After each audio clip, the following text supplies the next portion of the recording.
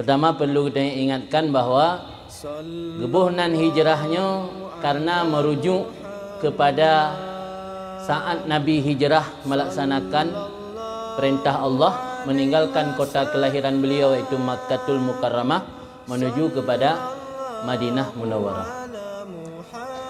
Rasul hijrah ke tanggal 1 Muharram, tetapi Rasul sebenarnya hijrah pada 28 Safar. Tiba di Madinah pada 12 Rabiul Awal. Nabi truk Madinah bak tanggai lahir, sama lagi tanggai lahir. Tanggal lahir Nabi 12 Rabiul Awal, truk Madinah Nabi pun bak tanggal 12 Rabiul Awal. Sehingga dalam sejarah dicatat bahawa gepatret uliket tahun baru hana gekira bak tanggai 28 Safar tapi bak tanggai 1 Muharram karena mengingat misi hijrah yang pertama kali dilakukan oleh umat Islam bak tanggai 1 Muharram oleh pelaksanaan ibadah haji. Pelaksanaan ibadah haji kan di bulan Zulhijjah. Lalu terjadi Aqabah pertama dan Aqabah kedua. Yang atanya dalam sejarah dijelaskan baru umat Islam mulai melakukan hijrah ke Madinah, iaitu tepatnya pada tanggal 1 Muharram. Jadi kan Nabi yang hijrah 1 Muharram. Yang Nabi hijrah adalah 28 Safar. Tapi Nabi hanya langsung berangkat ke Madinah nejak Guha Surle. 2 orang kemudian baru berangkat ke Madinah untuk pegadah jejak bak urun kafir Quraisy Makkah. Perjalanan Nabi daripada Makkah ke Madinah 12 hari. Walaupun orangnya dah tempuh dalam jangka waktu 6 jam. Orangnya bagi tanya yang tak pernah yang umrah, jarak tempuh antara Makkah dengan Madinah hanya 6 jam. 490 km lebih kurang. Karena jalan tol bebas hambatan bisa ditempuh dalam jangka waktu 6 sampai 7 jam. Tapi Rasulullah hijrah daripada Makkah ke Madinah menghabiskan waktu 12 hari, tambah 2 uro Nabi ni bersembunyi untuk menghilangkan jejak. Tipe belah uro bendu. Maka tanggal 28 Safar Nabi lakukan hijrah, keluar dari rumah. Tanggal 12 Rabiul Awal Nabi baru sampai di Madinah. Menan gepegah dalam sejarah. Setelah Nabi melakukan penaklukan Makkah, tepatnya pada tahun 8 Hijriah. Tahun 8 Hijriah, 8 tahun lepas Nabi tinggal Makkah melakukan hijrah ke Madinah. Nabi kembali dengan membawa pasukan umat Islam menaklukkan Makkah. Artinya gerebut kembali Makkah dari kekuasaan tangan-tangan orang Quraisy.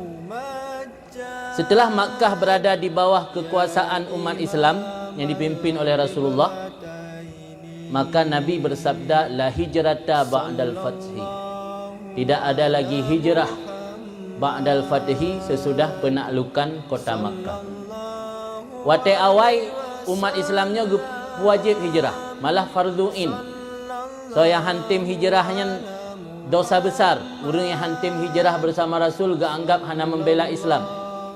Tetapi setelah Makkah direbut, dikuasai kembali oleh umat Islam, Nabi bersabda, la hijrata ba'dal fathi.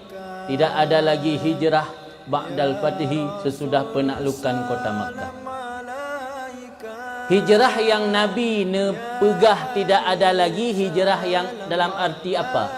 Hijrah berpindah fisik dari satu tempat kepada tempat lain. Berpindah fisik dari satu tempat kepada tempat lain, nya hanale oleh terjadi penaklukan kota Makkah pada tahun 8 Hijriah. Tapi di sisi lain Nabi nana pegah dalam sebuah hadis yang diriwayat oleh Bukhari dan Muslim, al-muhajir man hajara manahallahu anhu.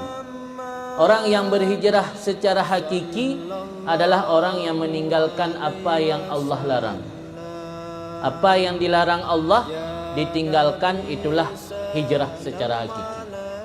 Artinya hijrah fisik dari Makkah ke Madinah itu yang tidak ada lagi diwajibkan sesudah penaklukan Makkah.